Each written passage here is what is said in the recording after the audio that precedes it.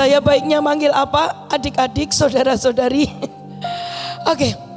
Saya masih melihat siapa di sini yang sudah 3 hari di tempat ini sangat diberkati.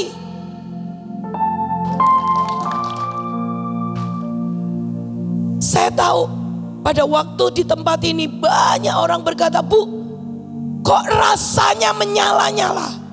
Kok rasanya itu enak sekali, Bu. Aku pengen hidup seperti ini selamanya." Tapi saya mau berkata seperti ini. Pada waktu tadi saya ajak kalian berdoa, pada waktu kami ajak yang namanya kita ini untuk mulai berdiri untuk pulau demi pulau. Saya masih melihat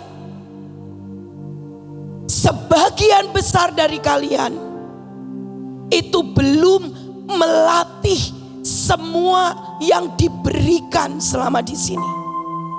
Masih banyak yang kalian itu diam, bahkan nyanyi semuanya. Saya percaya kok, kalau kalian main dengan teman kalian, kalian sedang buat TikTok, ketawanya pasti lebih gede, suaranya pasti lebih menggelegar. Kenapa? Adik-adik semuanya, kalian harus tahu bahwa iblis dialah musuh. Itu ingin mencuri, membunuh, dan membinasakan. Dan dia tahu waktunya sudah tidak banyak. Jadi dia akan kerahkan seluruh kekuatannya, seluruh batalionnya. Hari ini pastikan pulang ke daerah. Kalau hari ini engkau berdoa, engkau belum dengan seluruh kekuatan di dalam dirimu, maka kita tidak bisa menahan dia. Kak, ada malaikat. Malaikat perlu digerakkan oleh kita. Pastikan engkau melatih hidupmu dengan seluruh kekuatanmu. Kalau hari ini suara saya sudah sampai seperti ini, karena sesungguhnya saya mau berkata, generasi ini harus lahir. Pulang ke daerah. Kalian tidak lagi, kalau di tempat ini aja yang penuh dengan api, penuh dengan hadirat Tuhan, kalian nyanyinya cuman gini, shalom, shalom. Percayalah, di daerah suaramu akan lebih kecil lagi.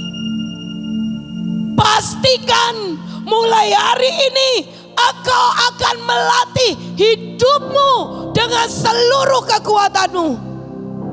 Pulang ke daerah, kalian melatih lagi dengan seluruh perbekalan dan dengan Roh Kudus. Kita akan bergerak lebih kuat. Saya rindu mendengar KKR demi KKR, anak-anak muda itu dari provinsi ke provinsi, itu seperti api yang melanda dan sungguh membakar. Apakah itu tidak bisa terjadi? Saya mau berkata, saya keliling Indonesia, masih ada begitu banyak yang namanya kuasa kegelapan, penyembahan berhala. Di NTT saja, siapa yang ada dari sini yang dari Sumba? Di NTT, Sumba masih ada sebuah adat yang namanya itu perbudakan, marapu. Dan itu sampai polisi tidak bisa mengendalikan. Kenapa? Kalau ada satu Tuhan, dia mati, dia akan dikubur bersama-sama dengan budak-budaknya. Itu budak-budak yang hidup akan jadi meja. Dan itu jenazah dinaikkan di atas punggung dari budak-budak itu dan dikubur hidup-hidup. Saya mau berkata, Indonesia harus diputuskan dari semua pengaruh dunia orang mati, adat dan kuasa kegelapan. Tapi itu hanya bisa terjadi pada waktu kalian pulang. Hari ini kalian dibekali, tapi kita akan terus membawa radiasi kemuliaan sampai ke seluruh 38 provinsi. Hari itu di Fiji, semua kuasa kegelapan, mulai yang namanya voodoo, semua dukun-dukun, dan mereka itu dukun-dukun itu menculik anak-anak gadis, memperkosa karena itu ritualnya. Dan gereja mulai bergerak, gereja mulai membakar yang namanya itu semua penyembahan berhala. Mereka bakar semuanya. Mereka berdoa peperangan dan mereka berkata, Tuhan, mereka berpuasa. Mereka naik ke gunung-gunung untuk menyembah. Mereka naik ke gunung-gunung untuk memberkati kota. Dan hari itu sejarah mencatat Fiji dilawat oleh Tuhan. Sampai tidak ada lagi mesbah-mesbah penyembahan berhala. Dan pada waktu mereka berdoa sungguh-sungguh, Tuhan berikan seorang presiden atas Fiji yang takut akan Tuhan. Seberapa engkau merindukan itu terjadi atas Papua, atas NTT, atas Sulawesi, atas Jawa, atas Kalimantan dan seluruh Indonesia. Apa yang kami berikan hari ini itu akan meradiasi ke provinsi lewat kalian. Pastikan dirimu sekuat tenaga. Amin.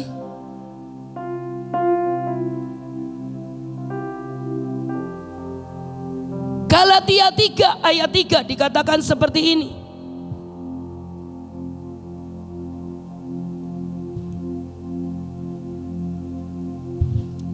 Apakah kamu akan meneruskan kegilaan ini?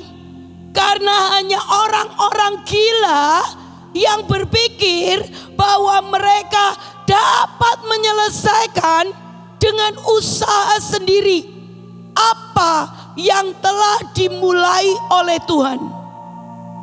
Jika kita mau cukup cerdik, mau cukup kuat untuk memulainya, bagaimanakah menurut kita bisa menyempurnakannya? Hari ini semua yang diawali dengan roh tidak bisa diakhiri dengan daging. Semua yang diberikan di tempat ini yang diawali dengan roh, kalau kita mau lihat itu meradiasi ke seluruh pulau, maka pastikan dirimu bereaksi juga di rohnya. Kenapa? Karena firman Tuhan berkata, roh itu menghidupkan, tapi daging itu mematikan. Maksudnya apa, Kak? Pulang dari tempat ini, engkau akan menghadapi realita. Mungkin engkau akan menghadapi yang namanya kemiskinan.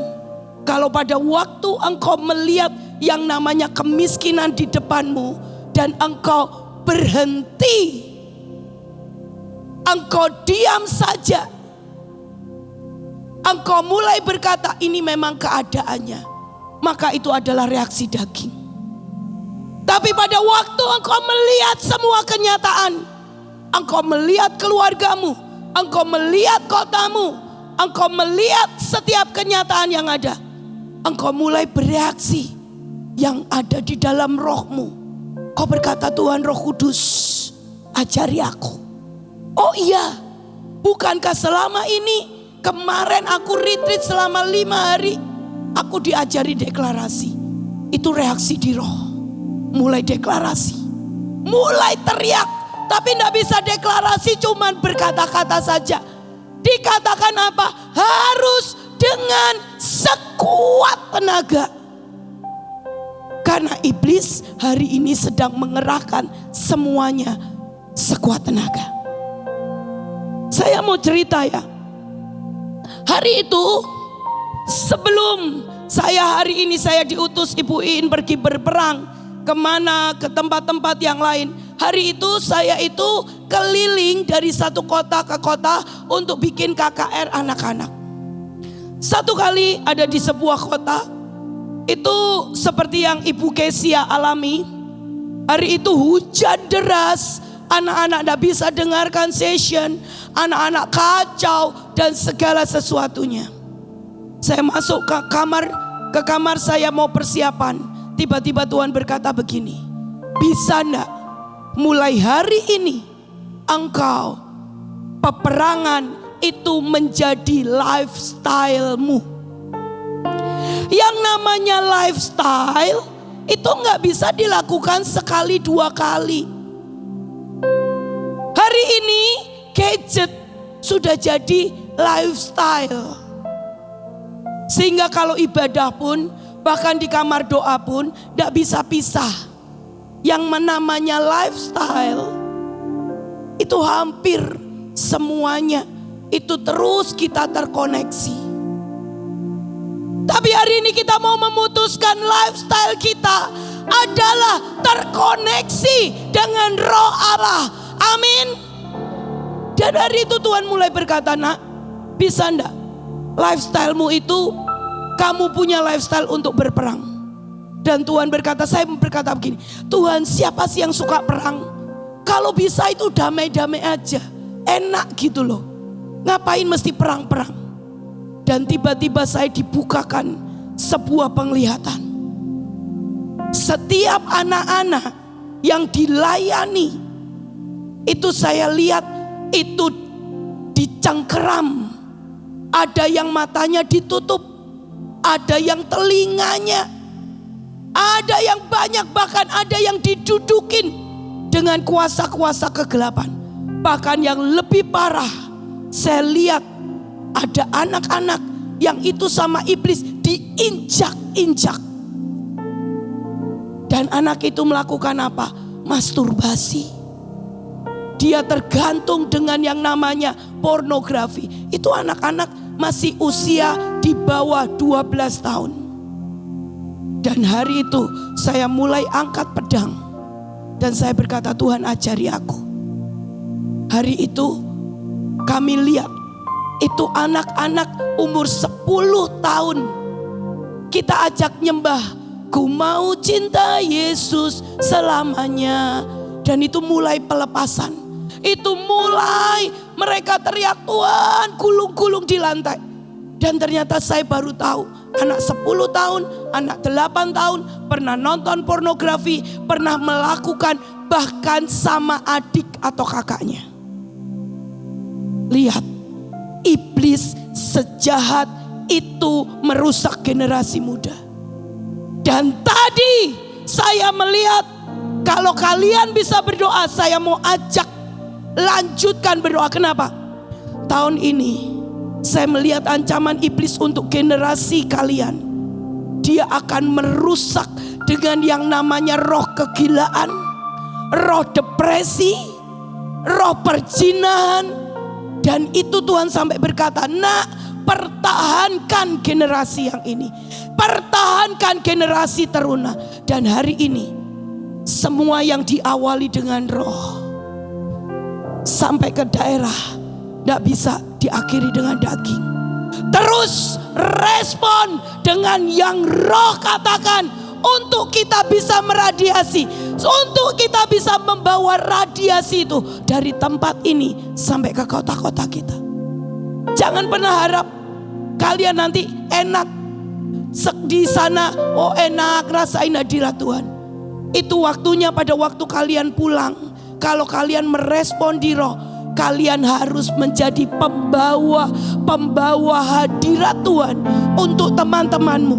Kalian yang akan mengajar teman-temanmu untuk deklarasi, berdoa, dolik, berperang untuk kota. Itu namanya bereaksi di roh. Hari ini pastikan engkau akan bereaksi semuanya yang di roh.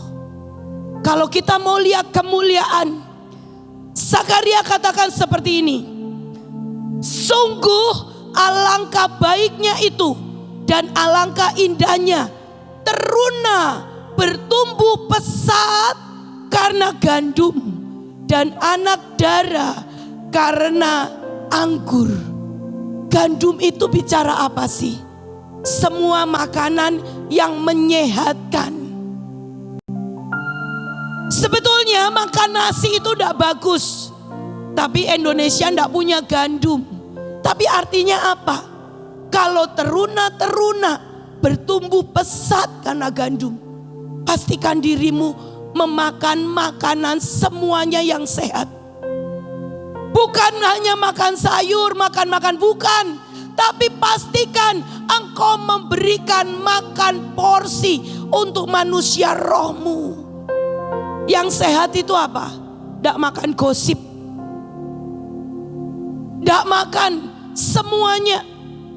Kadang-kadang saya melihat sebuah tren yang sangat mengerikan di anak-anak muda. Kemarin kami melihat ada sebuah permainan di mana anak-anak itu ditumpuk-tumpuk, dan itu ada nanti dari belakang berlari dan tiba-tiba akan loncat di atas punggung ini, dan anak yang itu harus menahannya.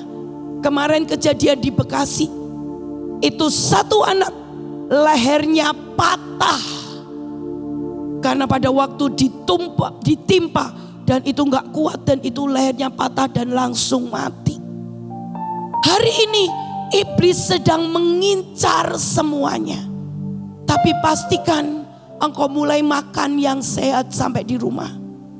Mungkin engkau menghadapi yang namanya makan sehat itu maksudnya apa? Latih imanmu. Latih cara berpikirmu. Latih cara bicaramu. Latih hidupmu sampai makan sehat itu menjadi lifestyle. Amin. Begitu Tuhan berkata, nak, bisa enggak perang itu jadi lifestyle? Hari itu saya pergi ke Bali, anak saya kesetrum. Saya mau pergi ke Malaysia, tiba-tiba Indonesia hujan, badai, banjir, dan saya harus membatalkan setiap tiket, setiap hotel yang sudah saya booking. Jadi Tuhan sampai berkata, nah, kalau engkau menjadi lifestyle, apapun yang engkau mau kerjakan, itu harus engkau kerjakan. Itu harus jadi gaya hidupmu. Dan begitu Tuhan itu melatih saya bukan hanya menghadapi semua masalah demi masalah. Tapi pada waktu saya mau melatih diri saya, itu menjadi kekuatan yang dari Tuhan. Amin. Hari ini setiap kali kemarin kami berperang ke Amerika, kami berperang pergi ke Pakistan. Hari itu Pakistan sedang kerusuhan. KBRI berkata apa? Jangan pergi. Kalau engkau warga Indonesia, kami dari kedutaan melarang itu pergi. Tapi Tuhan berkata, untuk itulah engkau ada. Untuk itulah engkau berdiri. Dan hari itu kami bersama dengan tim kami tetap pergi ke Pakistan. Dan kami buat KKR sampai 10.000, 15.000, saya nggak tahu lagi jumlahnya berapa. Itu 3 jam sebelum KKR, izin belum keluar. Kalau engkau melatih dirimu, saya ini nggak langsung instantly bisa berperang. Saya ini nggak instantly langsung kuat. Saya ini roh saya nggak instantly langsung sebesar ini. Tapi itu lewat apa? Latihan demi latihan demi latihan. Dan pastikan engkau melatih dirimu dengan sekuat tenaga. Amin. Pesan Tuhan berkata, perhatikan cara engkau makan. Apa yang kau makan? Kalau teruna-teruna itu akan bertumbuh pesat pada waktu makan gandum.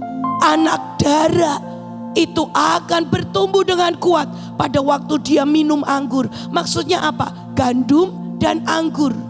Makan makanan yang benar. Dan jaga yang namanya wine, anggur. Pulang dari tempat ini, engkau harus jaga apimu. Engkau harus jaga cintamu, kadar cintamu dengan Tuhan. Dan engkau mulai buat perjanjian dengan Tuhan. Tuhan, buat supaya hatiku ini tahu seberapa cinta itu, kondisi hatiku, kondisi cintaku itu kepada engkau. Caranya paling enak kok. Kalau engkau mulai lihat, mulai mengendor, kalau engkau cowok dihampiri cewek, kalau engkau perempuan ada cowok nanti yang mulai mendekati engkau, apakah cintamu tetap menyala buat Tuhan? Hari itu ada sebuah perjanjian saya dengan Tuhan. Saya berkata seperti ini, Tuhan, buat aku jatuh cinta kepadamu terlebih dahulu sebelum aku jatuh cinta kepada banyak pria. Dan hari itu Tuhan lakukan. Saya ini dari mulai SMA sampai kuliah, saya ini mainnya suka sama cowok. Teman-teman saya banyak sekali cowok. Kenapa? Buat saya kadang-kadang sama cewek itu ribet. Main perasaan, dibentak sedikit melo. Jadi, tapi ternyata hari ini saya juga mendapati cowok bisa lebih melo daripada perempuan. Tapi saya punya perjanjian dengan Tuhan. Tuhan, buat yang namanya hatiku ini loh, mencintai engkau lebih daripada saya mencintai yang lain. Dan setiap perjanjian dengan Tuhan ternyata itu ampuh. Itu menjadi ikatan. Setiap kali ada pria yang mulai mendatangi saya, terus mulai kadang-kadang kan mulai suka, mulai kangen, saya mulai bawa doa. Saya cuma ngomong gini, Tuhan, cowok yang seperti ini, asik Tuhan, dia suka traktir. Saya pokoknya cerita aja. Kalau bukan dari Tuhan, percayalah itu perjanjian Tuhan dengan saya. Saya enggak tahu dengan Anda, dengan adik-adik seperti apa. Setiap kali yang bukan dari Tuhan, 3 bulan itu lenyap, gone, dan tidak ada perasaan apapun juga. Perjanjian yang dari Tuhan itu akan sungguh-sungguh menjaga kita. Dan hari ini pastikan dirimu mendapatkan makanan yang sehat. Pastikan dirimu menjaga kualitas hatimu, cintamu dengan Tuhan. Tapi anggur itu juga dihasilkan dari hasil apa? Remasan. Anggur itu tetap diproduksi pada waktu ada yang digiling. Jadi kalau pulang engkau menghadapi masalah, engkau harus tahu itu masanya engkau sedang digiling. Supaya apa? Cintamu ini loh tetap terjaga. Karena anggur hanya dihasilkan dari perasan dan hasil dari gilingan. Hari ini jangan pernah menyerah untuk setiap masalah yang akan dihadapi.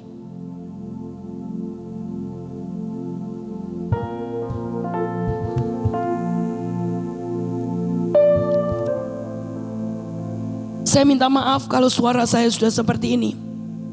Daniel 12 ayat ketiga dikatakan seperti ini.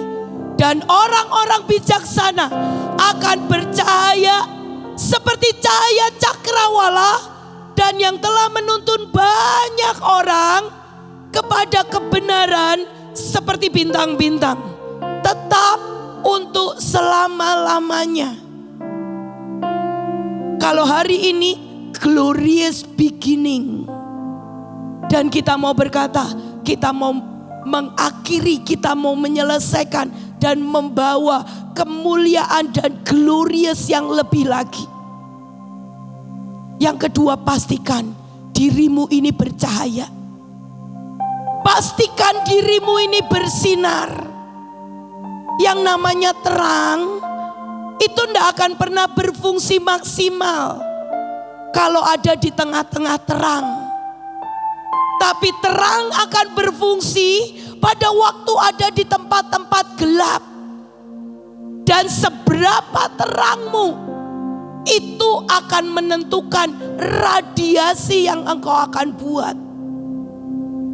Hari ini mungkin semua dari kita ini dikatakan adalah bintang-bintangnya Tuhan. Pulang dari tempat ini, kita akan mulai setiap potensi demi potensi mulai dikeluarkan. Setiap potensi demi potensi itu harus berkembang. Setiap talenta itu akan mulai digosok. Saya ini sekolah arsitek.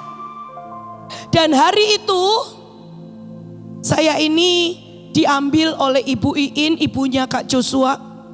Dan hari itu saya tinggal di rumahnya. Dan hari itu saya dikasih tugas untuk membuat dekorasi. Dekorasi pertama kali yang saya buat, percayalah, itu roboh. Dan pada waktu acara tiba-tiba bruk, roboh dekorasinya. Tapi itu tidak pernah berhenti. Saya pernah berkata, udahlah saya tidak mau pegang dekorasi. Tapi hari ini setiap kali ada acara di Mahanaim, setiap kali ada pernikahan di Mahanaim, saya ini dikasih bagian untuk dekorasi. Kenapa? Kita ini punya tanggung jawab. Setiap talenta di kita ini harus digosok, harus dikeluarkan sampai itu cemerlang. Dan hari ini saya sesungguhnya berkata, saya ini terlambat untuk yang namanya mengasah keterampilan dekorasi saya. Kenapa sih? Kemarin sekitar sebulan yang lalu sebelum kakaknya Kak Joshua menikah, saya ini lihat Instagram, ada seorang muslim di kota kecil, dia ini mengerjakan dekorasi. Dia ini cuman modalnya naik motor. Jadi itu semua bunga, semua tiang-tiang dia buat knockdown, dan dia pergi dari kampung ke kampung buat kalau ada sunatan, ada lamaran, ada wisuda, ada nikahan, dia yang bikin dekorasinya. Hari ini apa yang dibuat? Saya tuh lihat Instagramnya. Tahu enggak? Dia kemarin bulan November dia jalan-jalan ke Korea. Bulan Januari, Desember, Januari ini dia jalan-jalan ke Jepang. Satu talenta saja itu diasah, kita ini akan menjadi terang. Dan hari ini ada begitu banyak, dia mulai memuridkan orang-orang yang mau belajar dekorasi. Itulah caranya menjadi terang. Itulah caranya untuk kamu bersinar.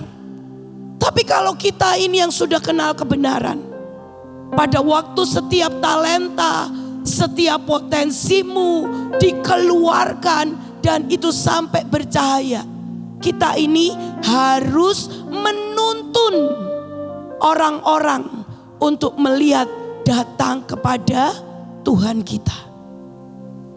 Saya punya anak satu muslim, saya ambil dari Bantar Gebang. Dan hari itu dia masih muslim. Pada waktu saya ambil dia setiap kali doa, dia masih usap mukanya, namanya Ismail. Dan hari itu dia bertanya, Bunita, kok Bunita setiap kali berdoa ngomongnya dalam nama Yesus? Siapa Tuhan Yesus? Saya mulai cerita tentang siapa Tuhan Yesus. Dia yang menebus dosa dan segala sesuatunya. Dan hari itu saya berkata, kalau kamu pengen tahu Tuhan Yesus, kalau kamu sholat, kamu bilang, Tuhan, aku pengen kenal Engkau. Dan hari itu di tempat kami, ya di atas panti asuhan di lantai 4, dia tinggal bersama kami. Pada waktu dia sholat dan dia lakukan itu, dan hari itu dia lihat sebuah sinar yang sangat terang. Dan dia tiba-tiba nangis dan dia berkata, oh itu Tuhan yang disembah oleh Ibu Nita. Dan dia berkata, dia tiba-tiba datangi, besoknya dia datangi saya masih sambil nangis dan dia bilang, Bu, saya percaya Tuhan Yesus. Kok bisa kamu percaya? Ya pokoknya saya percaya. dan dia namanya diganti. Dari Ismail dia ganti namanya dengan Ishak. Ini anak dari anak muslim, dari anak pemulung. Dan setiap kali kalau kami pergi menginjil, dia orang yang paling semangat, lari paling depan. Kenapa? Dia selalu berkata, "Bu, mereka bisa ketemu Tuhan Yesus tidak sibuk seperti saya." Dia selalu berkata, "Mama saya, papa saya bisa nggak ketemu Tuhan Yesus seperti saya ketemu Tuhan Yesus." Kalau setiap engkau mulai terang itu bersinar dalam hidupmu, pastikan dalam hidupmu membawa orang-orang kenal kepada Tuhan Yesus. Amin. Tapi kalau engkau tidak percaya, kalau engkau males-malesan, tidak membuat engkau bersinar sangat terang, maka orang tidak bisa lihat. Kalau ada awan aja di langit, bintang itu tidak kelihatan. Jadi engkau harus menyingkirkan semua awan-awan yang menutup semua potensimu. Awan-awan itu bisa apa? Emosi sampah. Awan-awan itu bisa apa? Kemalasan, karakter yang lama. Itu awan-awan yang akan menutupi setiap cahaya kita.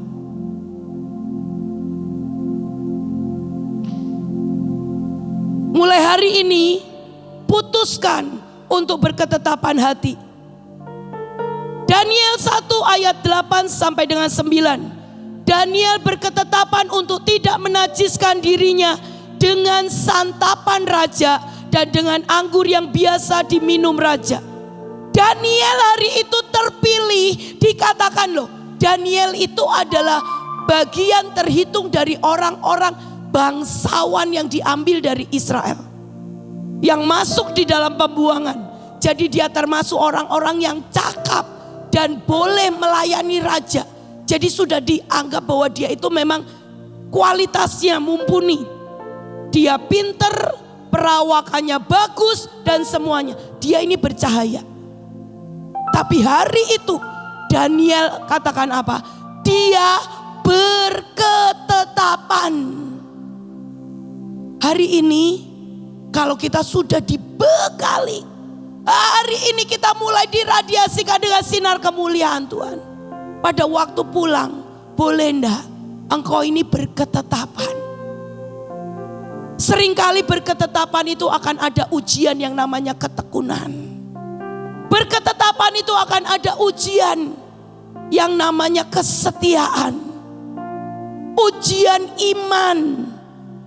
Tetapi pada waktu engkau berketetapan dan engkau melakukan tanpa engkau melihat kondisimu, engkau akan lihat pada waktu engkau melakukannya, engkau tidak akan pernah sama seperti yang dulu. Sekali lagi kembali seperti cerita saya. Pada waktu saya Tuhan berkata, latih dirimu berperang dan perang menjadi lifestyle-mu. Dan hari itu saya berketetapan, setiap saya pergi ke satu tempat, saya mulai mengawalinya dengan perang. Kadang-kadang males. Kadang-kadang yang lain sudah enak bobo, saya harus perang. Tapi hari ini saya melihat sebuah kekuatan perang, satu yang Tuhan berikan yang namanya kekuatan perang. Itu diberikan dalam hidup saya pada waktu apa? Berketetapan. Ini yang terakhir. Firman Tuhan berkata, ya, engkau sudah mengawali glorious beginning, dan biarlah kita akan mengakhiri dengan sebuah kemuliaan yang jauh lebih besar dan lebih dahsyat. Kitab ini ada di kitab Hegai. Hari itu apa yang terjadi? Ya, hari itu bangsa Israel dihancurkan semua, diporak-porandakan. Dan rakyatnya, bangsa Israel diangkut menjadi tawanan dan masuk dalam pembuangan. Tapi Tuhan mulai mendengar doa-doa bangsa Israel. Dan bangsa Israel dibawa kembali masuk ke Yerusalem. Tapi Tuhan berkata, semua bait Allah yang hancur, ini engkau harus bangun. Dan Tuhan berkata, berjanji di kitab Hagai, pada waktu Tuhan memulangkan bangsa Israel kembali masuk ke Yerusalem, Tuhan berkata, engkau akan membangun bait suci itu. Bahkan dikatakan lebih kemuliaannya, lebih dibandingkan yang lalu. Hari ini kita mungkin dibawa ke tempat ini, dikumpulkan. Dan tiba waktunya kita harus pulang ke daerah kita masing-masing. Buat apa? Buat cerita? Enggak. Buat apa? Buat nyombong? Enggak. Tetapi buat membangun semua yang diporak-porandakan, yang dihancurkan oleh iblis. Supaya apa? Kemuliaan Tuhan itu berkali-kali lipat dari sebelum engkau pergi ke tempat ini. Amin. Itu tugas. Itu yang harus kita kerjakan. Itu yang harus kita bawa. Kemuliaan yang Tuhan berikan pada waktu engkau mulai membangun semua reruntuhan itu. Maka Tuhan yang berjanji, kemuliaan itu akan jauh lebih kuat, jauh lebih besar dari sebelumnya. Kita ini ada di kapal induk. Tapi kapal induk itu berbeda dengan bandara. Bandara itu dari berbagai tempat dan nanti pulang kembali dengan tempat masing-masing. Tapi kapal induk, pesawat yang masuk dan mendarat di atasnya, dipastikan dia satu derap, satu tujuan, satu suara, yaitu membawa lawatan dan berdiri untuk Indonesia, membangun kemuliaan Tuhan atas setiap provinsi, setiap kota. Amin. Jadi tidak ada nanti pulang kita dengan agenda masing-masing, seneng-seneng motor jadi geng motor balik lagi. Enggak, kita ini sudah ada di kapal induk. Dan kita ini satu tujuan. Tujuannya adalah apa? Pada waktu engkau pulang, engkau akan membangun semua yang dihancurkan, dirusak. Dan itu akan ada muncul kemuliaan Tuhan yang jauh lebih kuat daripada sebelumnya. Dan kita akan melihat lawatan. Amin. Mari tutup mata.